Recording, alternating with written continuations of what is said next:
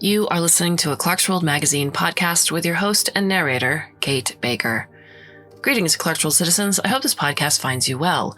Welcome to our third story for the month of February 2023, issue 197. Unfortunately, due to circumstances outside of our control, there will be some changes coming to Clarkesworld. Mostly, we need your help. We need your help to sustain this podcast, this magazine, the stories that you listen to or read, the nonfiction, the art. So if you can, please consider going to patreon.com/Clarkesworld to see how you can help the magazine be sustainable. Our story is titled Larva Pupa Imago by Eric Schwitzgebel. Eric Schwitzgebel, who can be found at the website faculty.ucr.edu/ESCHWITZ, is a professor of philosophy at University of California, Riverside, and cooperating member of UCR's program in speculative fiction and cultures of science. Among his academic research interests are animal cognition, group consciousness, and artificial intelligence. In 2021, he co-edited Philosophy Through Science Fiction Stories, Bloomsbury Press. Among his nonfiction books are A Theory of Jerks and Other Philosophical Misadventures, MIT Press, and The Weirdness of the World, forthcoming from Princeton University Press. So, my dear listener, I hope you can sit back, relax, and let me tell you a story. Tight, tight. A sharp flex, a crack, a sudden, a wash of air, then the scent of a guru upwind. Guru, guru, guru. Larva 831's eggy thoughts gushed away, its ejected cognitive fluids mixing confusedly with the ejected fluids of its 1,000 to the 12th hatchling sibs. Obsolete embryonic ideas flowed under a dozen cracking shells, swirled through holes in the bottom of the nest, streamed dazzling out into the air above the great tree's lower branches, hit soil, and dissolved. Guru, guru, guru. From dreamy egg-like torpor to exploding urgency in less than 2 heartbeats, Larva 831 surged with energy from the tips of its antenna to the posterior prick of its abdomen. Blind, writhing on belly and 12 tiny legs, it shoved with and over and through its nestful of sibs, chasing the scent. Strong, it bulled others aside. Fast, it squirmed over them, stepping on heads and abdomens. Keen-nosed, it knew the direction to lunge. Guru, guru, guru was the one drive and compelling thought it knew. Guru, guru, guru was idea plus command, desperate passion, innate mystical insight. Most of Larva's 831's sibs were not so strong or fast or clever. In the rush up the tree branch, they fell behind. Though blind, Larva 831 innately pictured the long, segmented body of the guru whose scent drew it so strongly. Innately, Larva 831 already knew the test it faced if it arrived in time. A row of larvae, their frontal thought ports open, awaiting the cognitive fluid that would pick them out as the best of the best, or, alternatively, poison and kill them.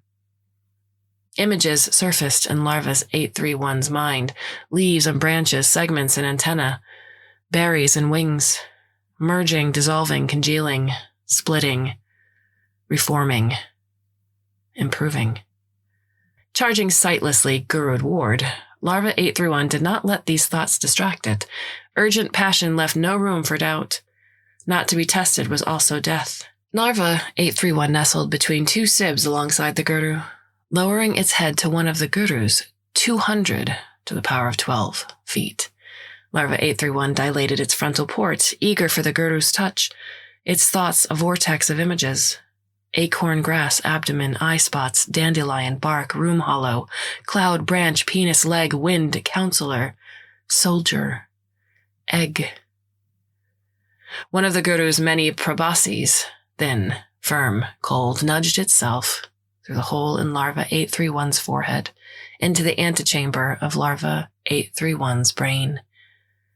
Larva 831 closed its forehead gently around the proboscis. feeling the pulse as Guru sucked cognitive fluids in and expelled new mixtures back out. "Picture me," the Guru said, a fluid vibration in Larva 831's mind.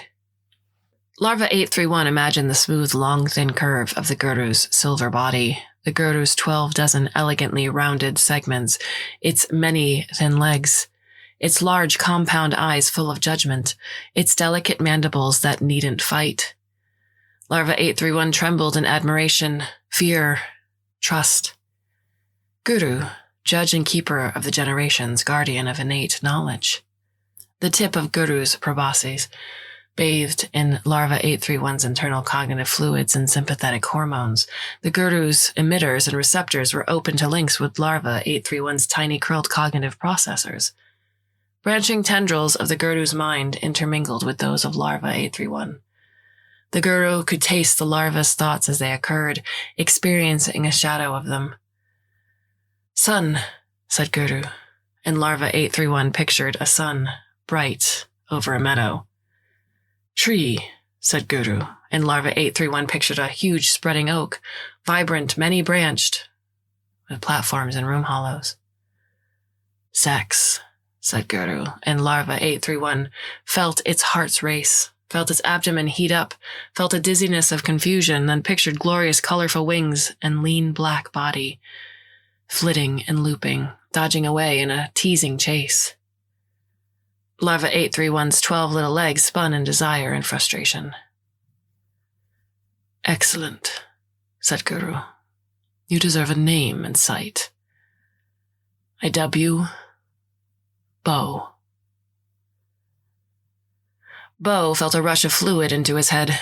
His eyelids unsealed and his compound lenses bulged out. He beheld Guru with his new visual sense, mapping this new type of input onto his innate idea of a long, lithe, many-legged elder. Just as he had imagined, Bo gazed around the room at 11 other sighted Sibs, all now looking at each other and him. They were the 12 who passed. He saw the corpses of the 90 to the power of 12 Sibs who had failed the test, killed by the injection of a different fatal fluid from the Guru. He heard late arriving Sibs still thumping on the door of the room hollow, the larvae still living outside. Most of the 1,000 to the power of 12 who had hatched today would be rounded up by the adults and offered as a sacrifice to the robins. By noon, Bo and his 11 surviving Sibs were feasting in a homey-scented room hollow, high up in the oak's heartwood. They dug ravenous holes through grapes and strawberries, willow leaves and grass, acorns and almonds larger than themselves. Elders lined the chamber walls, commenting into the air as the 12 gorged, sometimes pressing their heads together for more intimate fluidic communication. The Sibs were already beginning to diverge morphologically. 2, including Bo, were lightening toward male and bulging in the thorax. Another was darkening toward female and already twisting and jittering more than the others. One large and aggressive Sib was on the path to soldier. All would triple in size by nightfall. Deep, deep in prehistory, it is sometimes said our ancestors were simple and foolish. According to one myth, primates ruled the world. Those primates somehow built invisibly tiny spores, capable of communication and self-replication. The spores multiplied beyond the primates' control, escaping into the wild. The primates died, but other species proved more resilient. Slowly, over many generations, our ancestors grew wiser, incorporating the still replicating spores into cognitive fluids that interfaced with their ancient and simpler insectile brain structures. However, there was also a different myth. When the world was new, a Guru larger than the sky rained its fluids on all the lands. The first hatchlings raised their heads, welcoming liquid wisdom. Most Gurus regard the second myth as the more likely. 40 noons after the hatchling, Bo and his clutchmate Lem butted heads, sharing thoughts.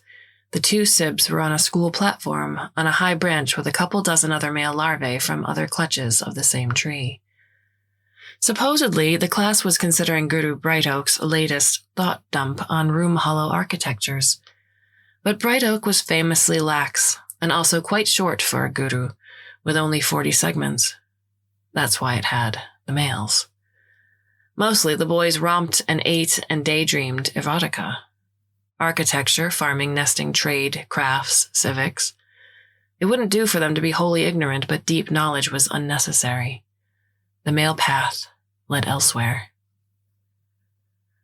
Cognitive fluids mixed in Beau's head, mostly his own, some of Bright Oak's architectural thoughts, traces of fluids from others' past injections still being digested, and now a huge erotic dollop from Lem.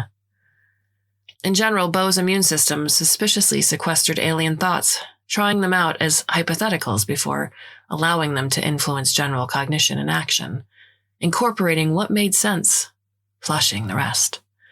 But Guru's thoughts contained biomarkers to bypass immunity, and Sib's thoughts shared half their biomarkers in common. Over the past month, Beau's stronger, more opinionated brother Lem had injected so much fluid into Beau that by now, maybe 1/12 of his cognitive fluids had originally been Lem's. They agreed on many things. Beau fell into the erotic fantasy Lem had injected into him, a near-perfect female. Bright red and orange wings with streaks and spots of white and brown. 4 round, blue, white, and black mimicry eye spots, almost symmetrical near the tips of the fore and hind wings. Delicate posterior fringe at the base of each wing. Stunningly long, thin, straight antenna with identical smooth oval knobs at the tips. Lean black body with thick black hair laid back. A gorgeously thin waist between thorax and abdomen. Round eyes and a perfect faceted pair, strong mandibles, smoothly curved on the outside edge, converging in sharp tips. And as she danced, what motion! Looping, diving, twisting, switching suddenly back and soaring up, she would be a difficult catch. Though Beau did not yet possess any sexual equipment, he felt a turmoil at the top of his abdomen. Though Beau did not yet possess wings, he felt anticipatory urges at the crest of his thorax, already imagining chase, already plotting out in his mind how he might intercept such a mate. If he could be so lucky. Beau bowed and twitched beneath his clutch mate, in awe and at the power of specificity of Lem's imagery. Lem withdrew his proboscis from Beau's frontal port and rose, strong and big and proud. When the time came, Lem would fly far to some distant tree and catch that colony's best female. Everyone knew it. Lem wore his health like a counselor's crown. Sometimes he received secret cognitive infusions from the elders to prepare him better, or to give him secret advice, or to nudge him toward their preferred politics. Guru Brightoak loomed above Beau and Lem, speaking into the air. Enough play. You are amazingly ignorant of architecture, even for boys. If you cogitate with sufficient focus, you will learn that recreation platforms and eye spots are not so very unlike each other. As the room hollow is tree trunk made abdomen, so too the platform is tree branch made wing. The Imago body establishes the universal norms of aesthetic design. The other male larvae had turned to watch Lem's and Beau's scolding. When the day comes, if you surrender entirely to fantasy, added the Guru, you'll find yourself mating with a traitor's table. Despite the harsh words, Guru Brightoak's probosces were waving play signs. Well, thought Beau, half with his own biomarked fluids and half with the Guru's.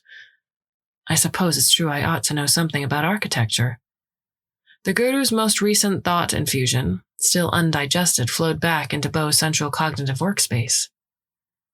Room hollow is tree trunk, made abdomen. To love another, be another. Mix your cognitive fluids. When the other extends their proboscis into your frontal port, allow their mind to become yours.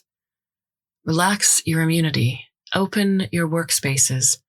Allow their impulses to seize your limbs. They might do the same for you. In the dark of night, beneath a leaf, you and your brother might be thorax to thorax, proboscis and port, rolling in ecstasy, not knowing whose thoughts are whose, as you feel each other's legs and abdomens and faces from both inside and outside at once. Surrendering. You might roll dangerously, eyes closed, near the edge of a branch, 24-legged, two-bodied, larval, learning love.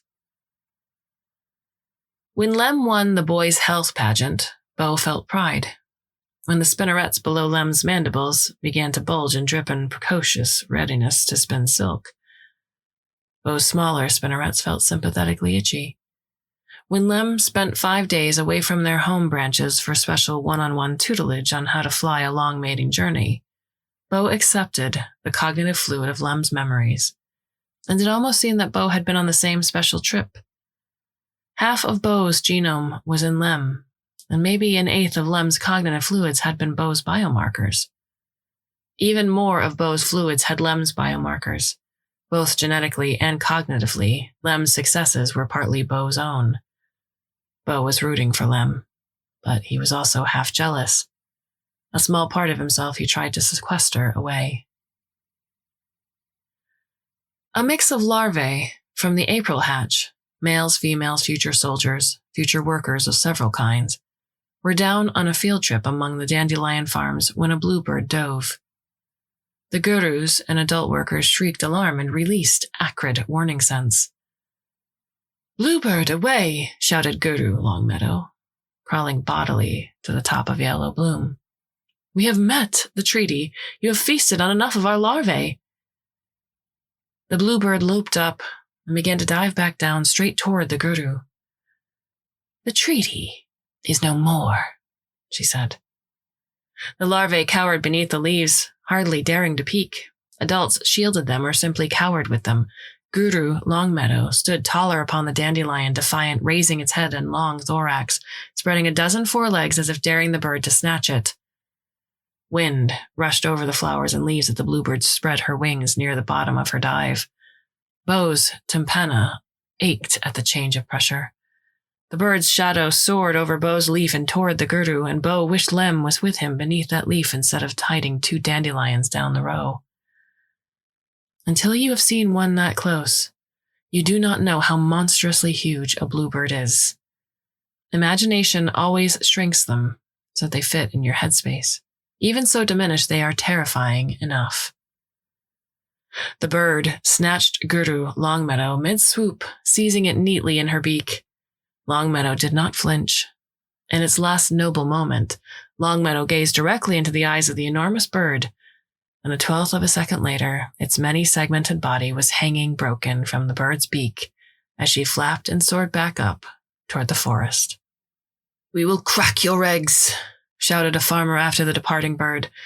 "We will unweave your nests. We will poison your hatchlings." Others shrieked and hissed and emitted foul scents of anger, distress, and warning. What of Lem, the strongest, proudest boy in the tree? He lay shaking in a seizure of fear beneath a leaf, abdomen arcing back and forth, proboscis violently twitching, cognitive fluid dripping frighteningly from his port.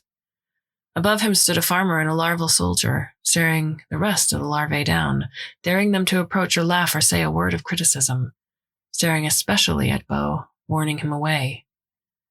Yes, warning Bo, especially away.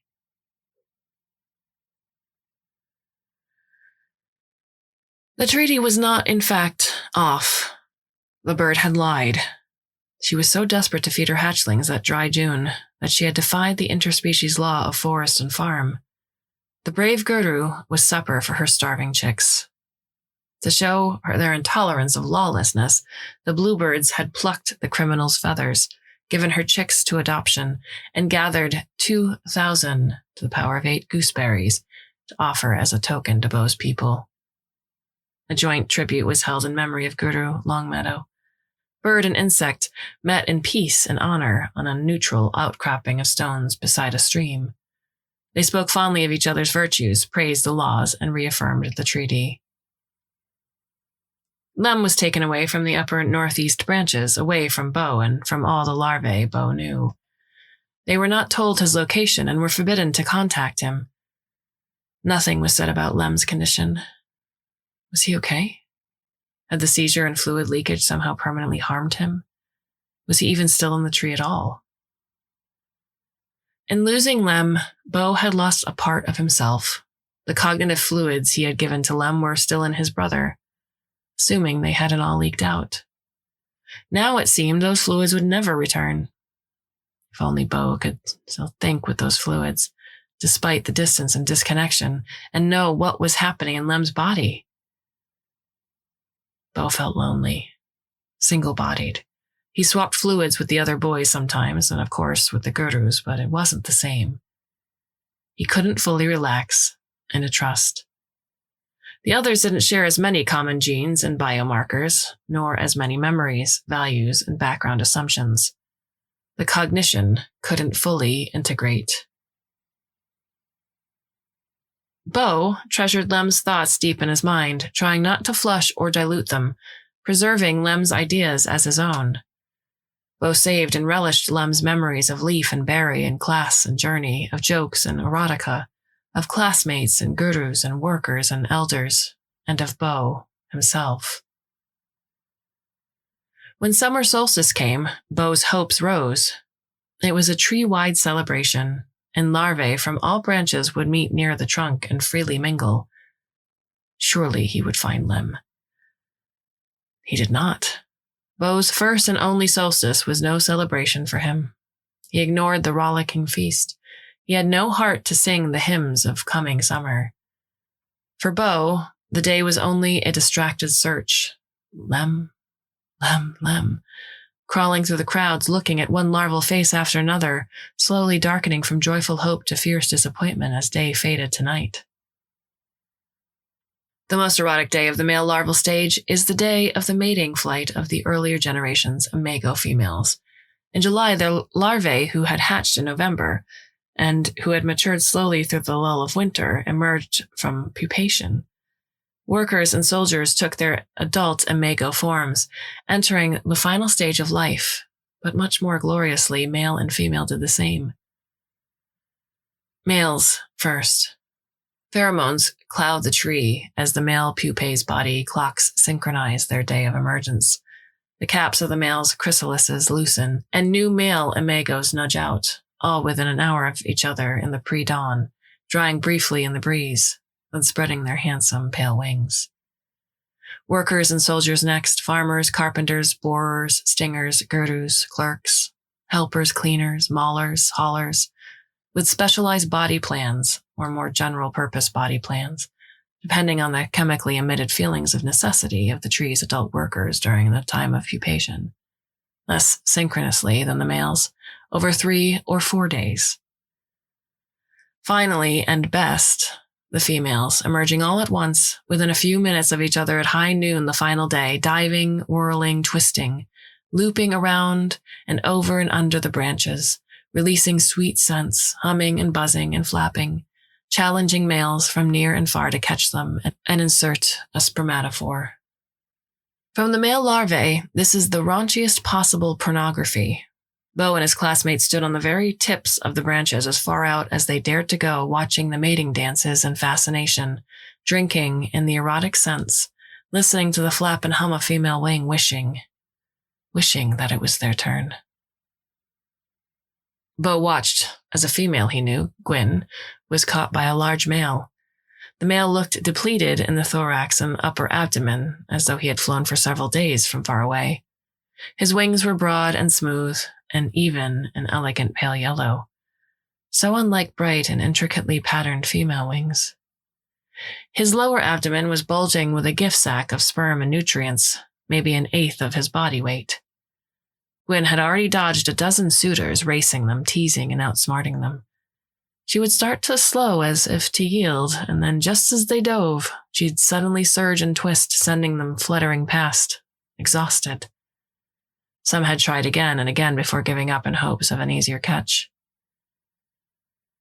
The long-traveled male had lingered above, watching, flying in relaxed circles above Gwyn, waiting for the right moment. Bo could tell that Gwyn had noticed that male too. His size and strength were striking, even depleted from the journey. Indeed, the depletion made him even more handsome. He was a rugged traveler with a foreign world to share. Gwyn flitted right over to Bo, brushing her last 2 hind legs across his thorax, leaving the scent of her sex on his back, almost knocking him off the tip of his twig, more from his own dizziness at being so teased than from her gentle contact. In Bo's abdomen, the imaginal discs that would become his sex organs were heating and swirling. His cognitive fluids were spinning. He felt half an urge to dive after her himself. Bo watched as Gwyn entered the open air, and the waiting male dived. Gwyn twisted away at the last moment, and the male swooped back up. She buzzed her wings in a sexy song, letting the wind whistle past her body as she fell, and the male dove again to intercept her. But suddenly she was flying up, steeply up, as if to test the male's exhausted frame. He pursued her with surprising power, and when she tried to spin away again at the last moment, he seemed to already know where she would be going and caught her. They fell together down past Bo, the traveler's penis penetrating her as she opened her lower abdomen. At the same time, the male plunged his proboscis deep into Gwyn's frontal port. He emptied his mind and his spermatophore into her at the same moment as she spread her wings to slow their fall. And then he fell dead off her, dropping like a leaf to the meadow floor below. Bo stood amazed, energized, ready for his own sex flight, peering down below at Gwyn, newly heavy and no longer virgin, now carrying some new combined name, new thoughts, new seed. Bo reveled in the glorious death of the male, which he longed to share. And at the next moment, Bo spotted, finally, on the lower branch, what he had wanted to see more than anything, what he had lost hope of ever seeing again. He saw Lem. Lem, thin, small, and blotchy. Lem, a runt. Lem, no longer the pale, brawny pride of the tree, repository of the elder's hopes, destined to fly far. Lem, his friend. Lem's story gushed in all at once, and Bo needed a few moments to organize the fluids in his own mind. After the seizure, Lem had been carried to the hospital hollow, and it was discovered that he had cracked an imaginal wing bud encased in his thorax. Who knew he was such a coward? Bo flexed in shame, feeling Lem's shame as his own, letting Lem's shame overpower his body. Nurses had attended Lem, and every few days they had tasted his thoracic fluids to check his progress. After a few weeks, the hospital counselor had pronounced Lem hopeless. The imaginal wing was not healing, and without 4 healthy wings, Lem would never fly. There was no point in pupation. He would not emerge as a proper imago. He would never mate. But neither, as a male, could he live more than a few days in imago form. At best, he would emerge, see the other males fly away, yearningly watch the dance of his female tree-mates, then wither. It was a dry spring, as the bluebirds had emphasized. Food was scarce and had to be saved for the healthy. The hopeless cases in the hospital hollow were left hungry.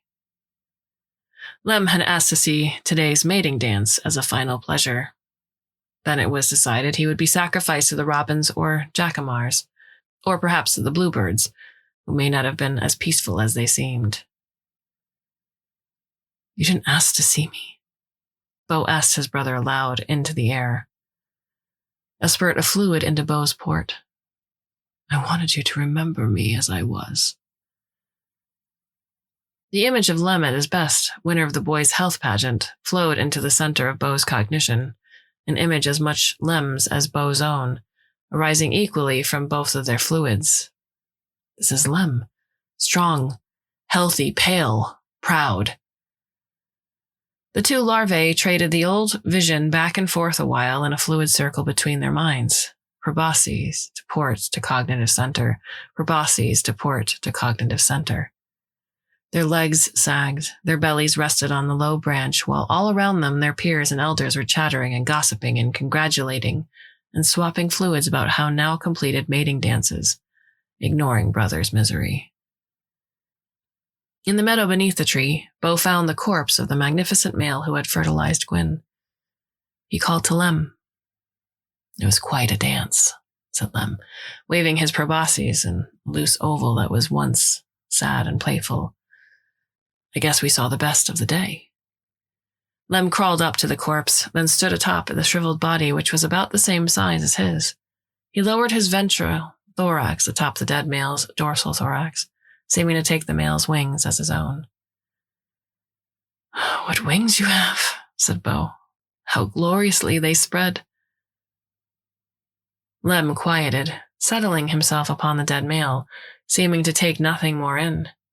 Bo stood silently by, letting Lem loose himself in private imagination. A nurse rushed up to them, having followed their scent trail from the tree. You larvae know better than... A doomed boy's date with the robins can always wait an hour or two past deadline if it helps the boy find peace. Any merciful nurse knows this.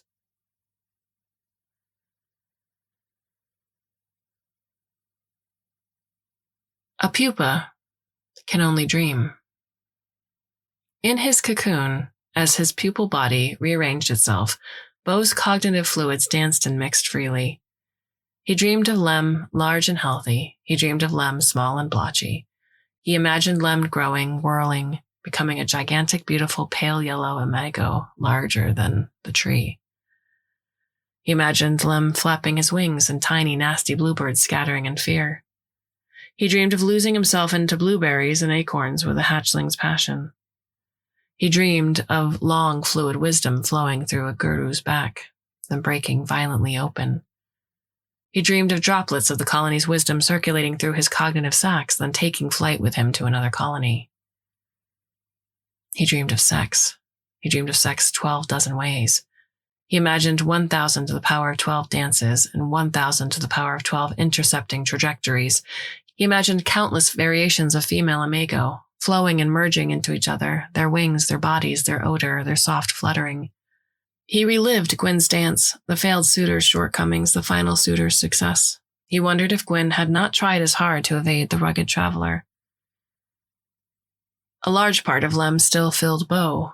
At the end of their visit to the traveler's corpse, just as the nurse had turned away to lead them back to the tree, Lem had suddenly plunged his proboscis deep into Bo and emptied a huge sack of cognitive fluid, more fluid than Bo had thought possible for a larva to give or receive.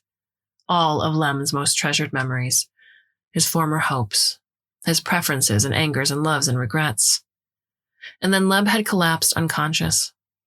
Bo and the nurse had carried his brother back to the tree. Lem never woke again. These parts of Lem's mind mixed into Bo's dreams, and Bo welcomed them in, until it came to seem that Lem's memories were his own. Lem's loves and regrets were his own. The difference between sympathetic understanding of another's feelings and having those feelings yourself is not as sharp as people suppose. Bo remembered himself, too, from the outside through Lem's eyes. He had not realized how beautiful and kind Bo was. The pupa came to feel that he was no more Bo than Lem, so he decided that he would take a new name. Bolum. Long ago, the ancient butterfly sage, Shuangxi, had dreamed that he was a fox. Then he had emerged, an imago. But he didn't know if he was a butterfly who had dreamed he was a fox, or whether he was instead a fox now dreaming that he was a butterfly. His story has puzzled 1,000 generations, but is it really so difficult?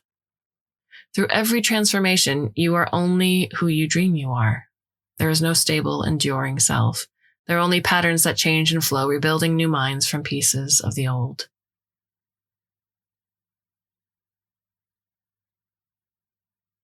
The eggshell is tight, and you must flex hard to break it, but the chrysalis loosens and opens of its own accord at the right time, and suddenly you feel air. Bolum, imago, adult, stretched and wriggled, careful of his wings. He eased himself free of the chrysalis and hung a moment to dry.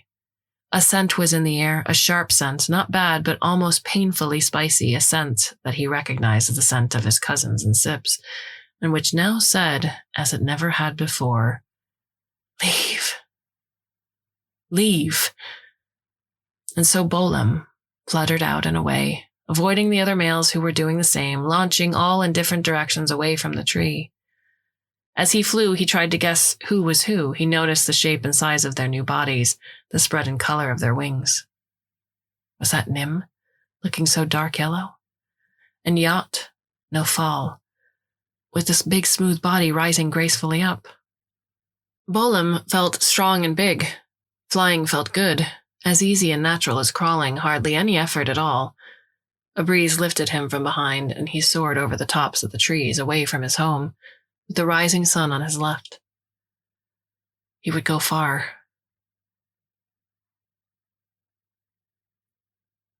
Bolum flew day and night, day and night, day and night, and day again, avoiding birds, growing leaner.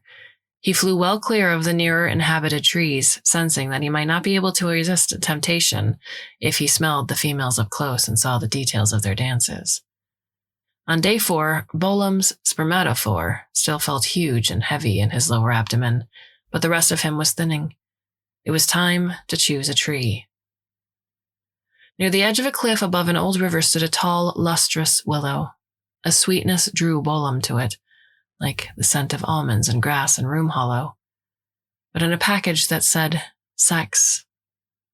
It was almost noon and the willow's females were ready to emerge. Bolum circled the willow, noting the other males who were also circling. Some looked fresh from a nearby tree, while others may have traveled as far as he had. Some were paler, others more yellow. Some had more robust wings, others were more graceful. Some had antennae, long and straight and symmetrical like his. Others showed damage or asymmetry. One was frighteningly huge and powerful, veering aggressively toward others to clear his airspace. On the limbs of willow, larvae, counselors, gurus, soldiers, haulers, cutters, a whole colony stood on twig ends, ready to watch the dance. The females emerged. Most of the males chased the females that happened to be near them more or less persistently before shifting attention to another mate. One by one, they captured the slower or less clever females, but the females who felt less choosy and didn't try as hard to escape. Bolum, however, remembering the strategy of Gwyn's mate, decided to bide his time and try for a female the others could not get. Lily didn't like the look of that one. Too yellow, and he flew stupidly like a drunk bumblebee. He wobbled toward her, leering, sharp-penised, spermatophore bulging. She flitted once a coy little turn, drawing him in. She buzzed a little "You Bore Me" song. He charged after her on a straight line, and at the last moment she casually dodged, almost as if a breath of wind had accidentally taken her. He looped back around, and she climbed higher. He chased, and she almost let him catch up, and then climbed again. He chased. She climbed again. He chased. She climbed. Was he really this dumb? Was he tiring yet? She fluttered down to the left in complicated loops, and he dove after her. She rose back out of the way, not even bothering to tease this time, and he started to climb again after her, then gave up. Let him catch one of her cousins, if he can. That was maybe the 10th male who had tried her. She was beginning to feel tired of wing. Should she settle? That long traveler over there had been watching her a while, circling casually a safe distance away, conserving his energy. Studying her moves, she thought. She could respect that. He was not the largest, but he was smooth and beautiful, pale yellow wings darkening evenly toward the tips. He almost glowed in the sun, that exotic, sexy scent at the edge of her awareness. Was that from him? What did he know from far away? So distracted was Lily with the traveler that another male almost caught her unaware, diving in from the other side. She flitted away just in time, spraying a bit of scent on his abdomen as he passed. He was a small thing, clever enough to hide and dive at the right moment, but too small to outrace her in a climb. She rose up, scorning him. The smaller suitor paused, tilted slightly up, then flapped away. The traveler finally approached. Lily buzzed and flitted, seemingly indifferent. He made a straight, slow line toward her, so of course she flitted away. He made another straight, slow line. She flitted away again. Maybe he was even stupider than the other one. He looped back toward her in a predictable curve, Casually she ducked, and in a surprising surge of speed that anticipated her escape path, he almost caught her. Not so stupid after all. She rose, powering up, and he rose. She rose, and he rose. He had traveled for days, and his leanness showed. But she had been dodging suitors since noon while he had rested. She could not outclimb him. His scent, his readiness, tantalized her to distraction. She climbed again, and in a burst of speed she would not have thought he had, he seized her from beneath, an unusual move, correctly guessing her too slow leftward turn. She felt him secure his full grip, then slowly turn her so that they were belly to belly. She saw his face for the first time up close. A smooth, handsome face, with even-faceted, symmetrical eyes. She opened to him vagina and frontal port at once, knowing he was the one. If the pheromones and eye spots are right, you can fall in love at first sight. Butterflies do it all the time. Bolam did it with Lily. To love, the philosophers say, is nothing more than to want to give deeply from yourself, so that the beloved can thrive. Bolam was ready to give Lily his brain and spermatophore, his full and complete value. He was eager to give these to her, desperate to give them, as desperate as Larva 831 had been to find the Guru. The sight, the scent, the sound of Lily had somehow become for him in every way perfect. His sight, his imagination, and his desire merged into a single pounding thought in the moment of capture. As he turned her, Bolam thought of Bo's secret turnings with Lem at night beneath the leaves. He now inhabited both sides of that love, which had become, he supposed, self-love. He could remember both bodies from the inside. He could remember Bo and Lem each as both subject and objects, lover and beloved. In this way, Bolam was unusually practiced in the art of giving all to another. He would now merge similarly with Lily. He felt his penis nudging into her abdomen, felt his cognitive fluids flowing out through his proboscis deep into her frontal port. Not just his own cognitive fluids, but the fluids of every guru and cousin who had left a trace in him. His body was shaking in orgasm, dying. Part of him felt simple and diminished and done, ready to fall away. Another part of him was now within Lily's head, connected by a narrow stream of cognitive fluid to his dying body, but also starting to join her body. Part of Bolam vividly felt the spermatosphere exiting him, and another part of Bolam felt it only more distantly and dimly. At the same time, that second part of Bolam began, at first only vaguely, to feel the spermatosphere entering into his female genitalia. Or maybe we should say that a new part of Lily experienced those foggy, hermaphroditic sensations, and Bolam was no more. But Lily also vividly felt her body as fully as her own female body, heavier now and falling. She should spread her wings and stop their descent.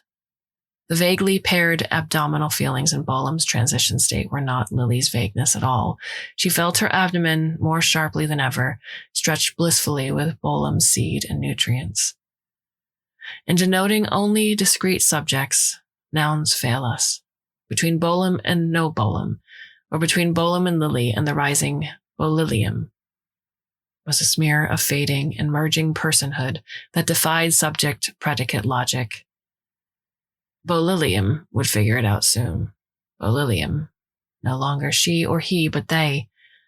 Bolam's corpse dropped away a dead weight. Bolilium's fluids would slowly mix and merge, their memories would slowly integrate, and their decisions and sensations of self would slowly unify. Meanwhile, they flapped heavily in the afternoon sun near a cliff's edge, beside a willow tree buzzing with cheers and gossip. I hope you've enjoyed this story, as I hope you've enjoyed all of our stories here at Clarkesworld. We have a bunch more yet to come for February. I do hope you can come and join us, if you so should choose.